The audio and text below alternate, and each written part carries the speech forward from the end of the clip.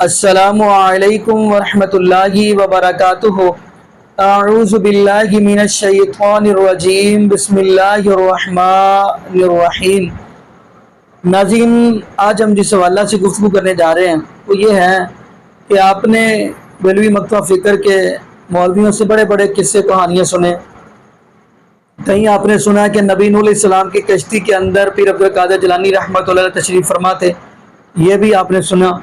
کہیں آپ نے وہ بھی سنا کہ جب پیر عبد القادر جیلانی رحمۃ اللہ علیہ 70,000 مجمع کو درس دے رہے تھے تو وہاں پہ ایک بندے کو قضائے حاجت ہوئی، تو پیر عبد القادر جیلانی رحمۃ اللہ علیہ نے اس کو اٹھا کر وہاں پہ جنگل بیابان کے اندر بٹھا دیا، یہ بھی آپ نے سنی۔ پھر ناظرین، آج ہم جو آپ کو گفتگو سنوانا چاہ رہے ہیں یہ ہے مولانا حبیب اتاری صاحب، جنہوں نے کمال ہی کر دی، اخیر کر دی۔ ناظرین یقین مانیے، آپ حیران ہو گئے اس بندے سے۔ یعنی میرے خیال کے مطابق یہ نمبر بنانا چاہتے ہیں، یعنی اگر کوئی بریلوی مولوی کہانی سناتا ہے تو وہ دوسرا کہتا ہے نہیں میرے سے کم تو نہیں چھوڑ سکتا۔ اگر دوسرا آتا ہے کہتا ہے نہیں تو میرے سے کم نہیں چھوڑ سکتا۔ شاید ان کے اندر مقابلہ چل رہا ہو۔ میں چاہتا ہوں آپ کو ناظرین گفتگو سنواؤں، ساتھ ہی آپ کو مرزا علی الدین حافظہ اللہ تعالی گفتگو سناؤں، پھر انشاءاللہ ناظرین اسی حوالے سے ہم بھی گفتگو کریں گے۔ تو آئیے ناظرین مل کے گفتگو سنتے ہیں۔ غوث اعظم رضی اللہ تعالیٰ اپنے زمانے کے سب سے بڑے عالم تھے، اپنے زمانے کے سب سے بڑے مفتی تھے۔ شاید ہمیں سے بہت سو کو نہیں پتا، آپ مدرسے میں جاتے بھی تھے اور بعد میں مدرسہ پڑھاتے بھی تھے۔ آپ کی لائف تدریس میں گزری، 40 سال تک آپ نے بیانات کیے۔ آپ نے جب بیان نہیں کرتے تھے نا تو نبی پاک علیہ السلام کا بیداری میں دیدار کیا۔ آقا نے فرمایا میرے بیٹے بیان کیوں نہیں کرتے؟ تو حضور میں عجمی ہوں، بغداد میں سارے عربی ہیں، میں ان کے سامنے کیسے بیان کروں؟ اللہ کے حبیب نے فرمایا اپنا منہ کھولو۔ کہتے میں نے منہ کھولا، میرے آقا نے اپنا لعاب دہن میرے منہ میں ڈال دیا۔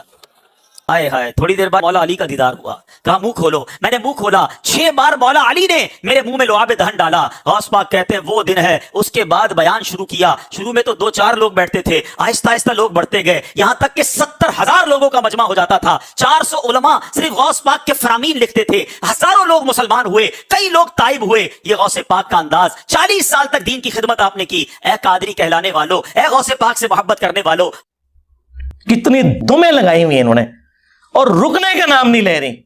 ہر ایک آتا ہے اپنی ایک بیچ میں لچ تل کے چلا جاتا ہے، وہ کہتا ہے میرا بھی فرائی کر لو بیچ اے لو۔ تو یہ جناب اپنے بزرگوں کے بارے میں کبھی یہ جملے نہیں بولیں گے کہ ہمیں حدیثیں نہ بتائیں۔ اللہ کے نبی علیہ السلام یارہ تمہارے بابے تو نہیں چھوڑ کے گئے۔ ہاں، صحیح مسلم میں خطبہ موجود ہے نبی علیہ السلام کا، اور بخاری میں موقوفاً ابن مسعود سے بھی ہے، بخاری مسلم دونوں میں ہے۔ نبی علیہ السلام ہر خطبے سے پہلے کہتے تھے اما بعد فإن خیر الحدیث کتاب اللہ وخیر الہدی ہدی محمد صلی اللہ علیہ وآلہ وسلم وشر الامور محدثاتها وکل محدثۃ بدعہ وکل بدعۃ ضلالہ وکل ضلالۃ فی النار۔ کچھ الفاظ ترمذی کے اور نسائی کے بھی ہیں۔ آگاہ ہو جاؤ، سب سے بہترین کلام اللہ کی کتاب ہے، اور سب سے ہدایت یافتہ راستہ محمد صلی اللہ علیہ وآلہ وسلم کا ہے۔ بدترین کام وہ ہیں جو دین میں نئے جاری کیے جائے، اور وہ کام بدعتیں ہیں۔ تمام بدعتیں گمراہیاں ہیں، اور تمام گمراہیاں جہنم میں لے جانے والی ہیں، والعیاذ باللہ تعالی۔ صحیح مسلم میں حجۃ الوداع کا خطبہ نکال کے دیکھیں، نبی علیہ السلام نے فرمایا میں اپنے بعد تم میں وہ چیز چھوڑ کر جا رہا ہوں جسے مضبوطی سے پکڑ لو گے کبھی گمراہ نہیں ہوگے، وہ اللہ کی کتاب ہے۔ مسلم شریف میں صرف کتاب اللہ کا ذکر ہے۔ سنت کو ماننا کتاب اللہ ہی کو ماننا ہے، من یطیع الرسول فقد اطاع اللہ۔ البتہ ایک حسن درجے کی روایت المستدرک للحاکم میں ہے، وہاں پہ کتاب اور سنت دونوں کا ذکر ہے کہ ان دونوں کو مضبوطی سے پکڑ لینا۔ کوئی بابا پکڑنے کے لیے نبی علیہ السلام نے نہیں فرمایا، حالانکہ نبی علیہ السلام کے پاس تو وہ بابے تھے جو چھوڑے بھی جا سکتے تھے۔ کون؟ صحابہ کرام، اہل بیت، خلفائے راشدین۔ لیکن نبی علیہ السلام کو پتا تھا کہ کچھ عرصے بعد انہوں نے بھی تو فوت ہو جانا ہے۔ آج کی ڈیٹ میں جو رسول اللہ کا سٹیٹس ہے وہی اہل بیت کا اور صحابہ کرام کا سٹیٹس ہے، سب دنیا سے چلے گئے۔ البتہ قرآن دنیا میں موجود، سنت کا ریٹن ریکارڈ موجود، اس لیے حضور نے وہ بات کی جو آخری انسان تک کے لیے بچنی تھی۔ ورنہ اگر کہتے ہیں میں ابو بکر کو چھوڑ کے جا رہا ہوں تو 2.5 سال بعد تو حضرت ابو بکر کا وہی سٹیٹس، 12 سال کے بعد سیدنا عمر کا وہی سٹیٹس، اور آلموسٹ 24 سال کے بعد سیدنا عثمان کا وہی سٹیٹس، اور 30 سال کے بعد مولا علی بھی شہید ہو گئے، خلافت راشدہ ختم، اور آخری صحابی ابو طفیل عامر بن واصلہ المتوفا 110 ہجری، حضور کی وفات کے 100 سال کے بعد وہ بھی چلے گئے۔ تو نبی علیہ السلام نے بات وہ چھوڑی جس پہ عمل کرنا ہے، اور پھر اس کو سپر سیڈ کرنے والا خطبہ غدیر خم کا خطبہ صحیح مسلم کے اندر اے لوگوں آگاہ ہو جاؤ، میں بھی ایک انسان ہوں، قریب ہے کہ اللہ کا قاصد یعنی موت کا فرشتہ میرے پاس آئے اور میں اس کی دعوت قبول کر لوں۔ میں اپنے بعد تم میں 2 بھاری چیزیں چھوڑ کر جا رہا ہوں، ان میں سے پہلی چیز اللہ کی کتاب ہے، اس میں ہدایت ہے، اس میں نور ہے۔ تم اللہ کی کتاب کو پکڑو، اپنا تعلق اس کتاب کے ساتھ مضبوط کرو۔ اللہ کی کتاب اللہ کی رسی ہے، جو اسے پکڑے گا ہدایت پر ہوگا، جو چھوڑ دے گا گمراہ ہو جائے گا۔ مجھے اپنی زندگی میں قرآن کی تعریف میں اتنے زیادہ جملے کسی سے یہ حدیث میں نہیں ملے جو غدیر خم کی حدیث میں ہے۔ 6225 سے لے کے 6228 تک مولا علی کے فضائل والے چیپٹر میں صحیح مسلم میں۔ اور پھر فرمایا، زید بن ارقم کہتے ہیں کہ رسول اللہ پھر ہمیں بار بار کہتے رہے اللہ کی کتاب، اللہ کی کتاب، اللہ کی کتاب۔ اور پھر فرمایا دوسری بھاری چیز میرے اہل البیت ہیں، میں اپنے اہل البیت کے بارے میں تمہیں اللہ کا خوف دلاتا ہوں۔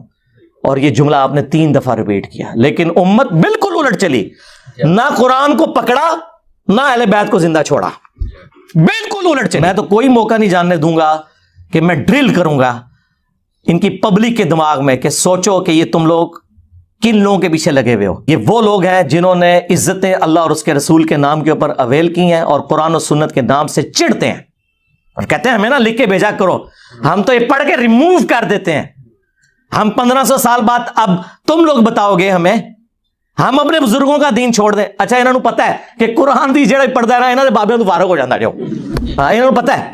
جی سب تو بڑی مثال میں وہاں 2002 میں عمرے پہ گیا، غلاف کعبہ پکڑ کے دعا مانگی تھی اللہ مجھے بریلوی مارنا، شکر ہے قبول نہیں ہوئی۔ منو کہنا چاہیے تھی اللہ منو مسلمان ماری۔ اور یہ میں آپ کو وثوق سے کہتا ہوں، اگر آپ مخلص ہیں نا سرکار، آپ ہدایت کے مخالف راستے پہ بھی چل پڑے نا اخلاص کے ساتھ، اللہ تعالیٰ کان سے پکڑ کے آپ کو سیدھے راستے پہ چلا دے گا۔ اور اگر آپ بے ایمانی پہ اترے ہوئے ہیں سرکار، تو آپ رسول اللہ کے چچا بھی ہو نا، ابو لہب ہاشمی بھی ہوں، تو مر جائیں گے حرام موت۔ اور قرآن میں قیامت تک بددعائیں پڑی جائیں گی ان پر، تبت یدا ابی لہب وتب۔ یہ بات ہے، نسبت بھی اسی وقت کام آتی ہے جب آپ نبیوں کی آواز کے اوپر لبیک کہتے ہیں۔